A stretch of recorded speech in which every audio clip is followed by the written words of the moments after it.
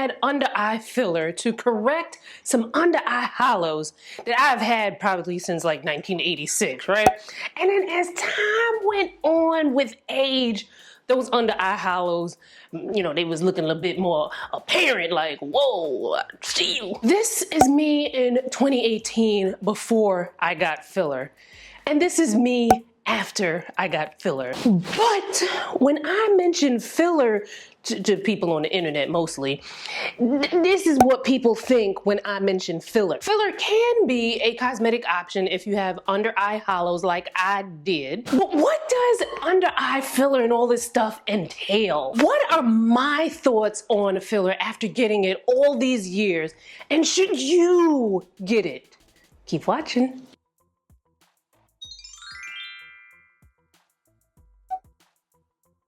So, what is filler? So, in my case, I use hyaluronic acid fillers underneath my eye area to add volume. Hyaluronic acid is something that can be found in our bodies. It helps to plump and hydrate the skin. You also find it in a lot of our skincare products. There are different types of fillers made by different types of manufacturers, and there are different fillers depending on where you place it, whether that's in the under eye area, the cheek, the lip, and so on and so forth. Now, which filler is right for you?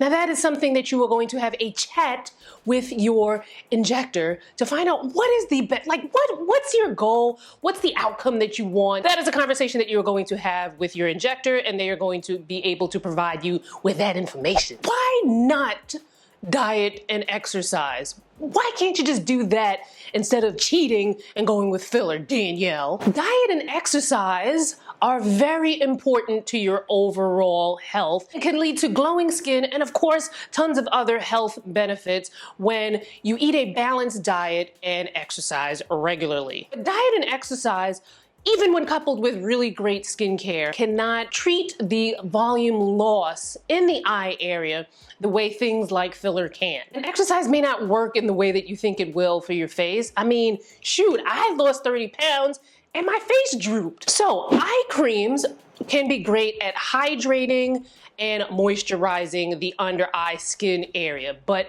there is no eye cream out there that's able to add that volume that you would need.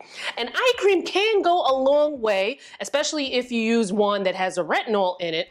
It can go a long way to help with fine lines and wrinkles underneath the eye area, but that's taking care of the condition of the skin and not the volume that is lost underneath the skin. Think of it like a flat tire. You can put all kinds of stuff to treat the condition of the tire, the look of the tire, but until you put air in that joint, it's still gonna be flat. How long does filler last? So this is gonna vary. It depends on where you get the filler, what type of filler you got, and how fast your body metabolizes it. For me, my under eye filler lasted a little over a year. Now, that's not to say that the filler is completely gone at that time. It's around that time where I start to notice, like, I need a little more. Now, you do get a little boost of collagen when you get filler, so the next time you need it, you're probably gonna need less than the previous time. As a matter of fact, the second time that I got it, my derm used a softer filler, and she used a lot less than she did previously. Last year, I got cheek filler for the first time after, you know, lost my 30 pounds and my face drooped. And that filler is expected to last about 2 years. Now, it's only been 6 months since I've had it, so I don't really have, you know, much to say, except that I'm still looking good to me. I don't, you know, you may think something else, but, you know, that's your business, because I think I look good. How much does filler cost? Now, again, this is also something that is going to vary because it depends on which filler you get, because remember I said there are a lot of manufacturers that make it. How much filler you need. Do you need half a vial, a full one, 2? Where you live is also going to factor in. For instance, here in New York City, where rents are higher, you can expect a higher cost than, say, someplace in, I don't know, Wyoming. Who you go to is also going to factor in. If you're going to someone who is well experienced and well seasoned in this field, you can expect to pay a little bit more. And also, where you get the filler is going to affect the cost as well. Whether you're getting it underneath the eyes, the cheeks, the lips, that's also going to affect the pricing. Now, I would say you can expect a range of maybe about $750 to $5,000. Now, the best way to get an estimate of how much it's going to cost for you is to have a consultation with someone who you have fully obtained the receipts because we don't go to people all willy-nilly. No, we do our proper research. Have a consultation with them. They can talk to you about your goals and assess how much filler you will need, the type of filler and all of that, and give you a good estimate. I have a video on how to find a Skin of Color pro in your area, so make sure you check that out. Now, I do know a lot of people, but I don't know a lot of people. So like some of y'all like, hey, I live in Central Connecticut. Do you know someone? And it's like, no. So check out that video for the tea on how to find one in your area. So what's it like getting filler? Because I have worked in the beauty industry for a long time, since 2007, I have come across lots of beauty pros, dermatologists, estheticians, you name it. And for 7 years, every time I went to a beauty event and there was a dermatologist there, I'd go up on them like, hey doc, so these under eye hollows I have, right? What you think I can do to correct that? And every single time I asked, every single derm said filler. But I didn't feel comfortable getting it done until I met Dr. Michelle Henry. So my first time getting filler was a whole lot different than the times after that. The first time I had a lot of swelling, there was some bruising. I don't think my skin was like ready for the numbing cream and you know, all of that. Cause I kind of look like when Martin fought Tommy Hearns, just a little bit, just a small version of that. But that swelling and bruising went away pretty quickly because by, I'd say about a day or two after I got filler, I had to go to a beauty event. Now, the first time I got it done after all the swelling and bruising and about 2 weeks had passed by, usually about the 2-week mark is when you may have a follow-up appointment. Of course, things can vary from person to person. But during that 2-week follow-up, I was like, you know what, Dr. Michelle? I feel like we can go down a little bit. And that's one thing that you can do with the hyaluronic acid fillers is that you can dissolve it with an enzyme. So she dissolved a little bit, took it down, and I was like, yes, I'm loving this. So the times after that, because, you know, I went back in 2019, 2020, 2021. Now, every time I went back to see Dr. Michelle, I didn't get filled in the same way because she didn't want me to be overfilled. That is when you get that puffy pillow face, jigsaw looking kind of look. And I was like, nah, I can't go down like that, doc. I can't go down like that. And she didn't want me to go down like that either. So sometimes she didn't feel my tear trough. She might have filled elsewhere on my face to kind of give me that type of volume. But all of this went down and you can see it in my filler playlist. So make sure you check that out for the full tea. Does it hurt? Now, it looks crazy when you watch it because like that needle is just coming, and especially if you're someone who's afraid of needles, that needle just looks like, right?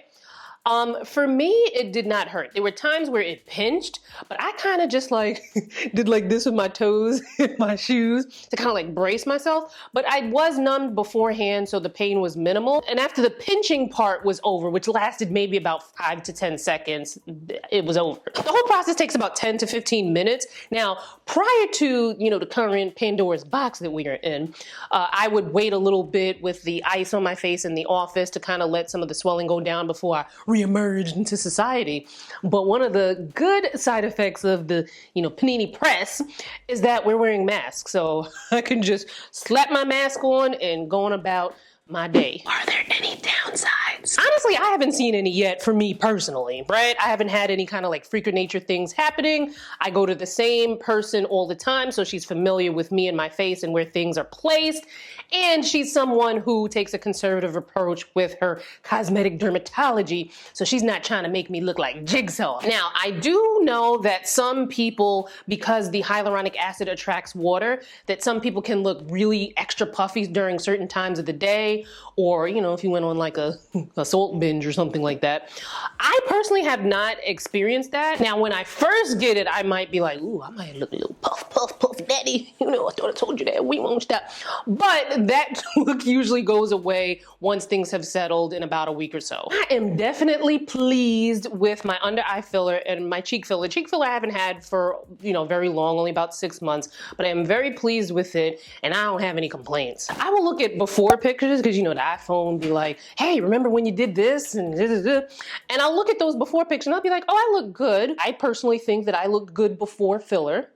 But after, I can definitely see a difference where I look more rejuvenated and rested, and definitely a great experience for me. Will you keep doing it? I don't know if I'm gonna keep doing filler per se, but I will do something that is going to address volume loss. Now, I've been watching a lot of videos on facelifts. Now, if I ruffled your feathers just mentioning filler and Botox in the previous video, I can imagine how crazy you're going over hearing facelift. However, facelifts today are way different than the procedures from way back in the day. You know, when you see people and it's like, oh wow, you can definitely tell that like they got a facelift because like, you know, sometimes their face be like back there. Like, it's like, why your face back there? Facelift procedures are a lot different now. They look way more natural and people look really good after doing this. And a lot of people are doing them much younger. A lot of times you would think, you know, facelift, somebody in their 70s or 80s would get a facelift, but people are getting them younger in their 40s and 50s.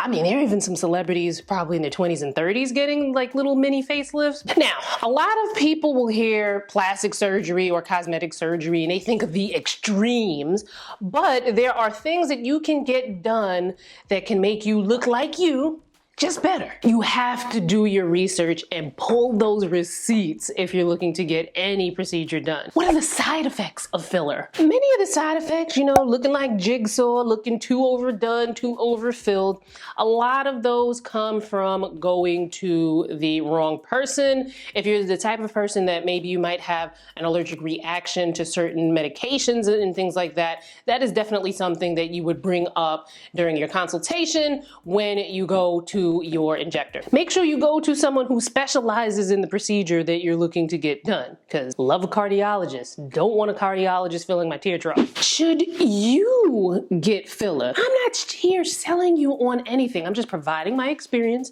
and the information, and you can do with it what you please, right? You can get filler, you cannot get filler. To be honest, don't really care either way. I just want to give the information because I do find that there is a lack of information out there for people of color.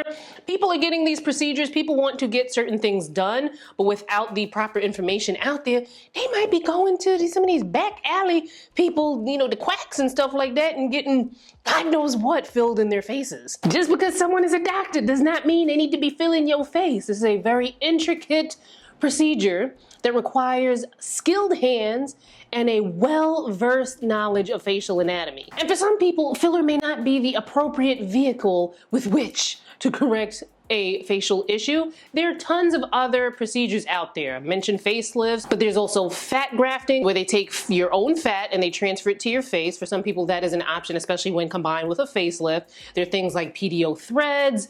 There are so many options out there that you need to discuss with a skilled dermatologist or facial plastic surgeon who specializes in the procedure that you're looking to get done. I'm hoping to include more videos on those sort of things in the future. It's just a matter of me trying to find, you know, the right type of pro, because, you know, they gotta be like, you know, good on camera, but also very knowledgeable. So I will do my homework to try to find those type of people and bring you those videos. So make sure you subscribe to this channel and you turn your notifications on so you don't miss it when that time comes. Anyway, I'd love to know your thoughts. Have you ever gotten filler or any other type of facial cosmetic procedure? Let me know all about it in the comments. I'm actually wanting to do a series where subscribers come on the channel and talk to us about their procedures that they have had done. So if that is you, make sure you check out my description box for information on how to email me so that you can also come on the channel and talk about your experience. Anyway, follow me on social. Links will be in the description box, and I will see you fine folks in my next video. Bye guys.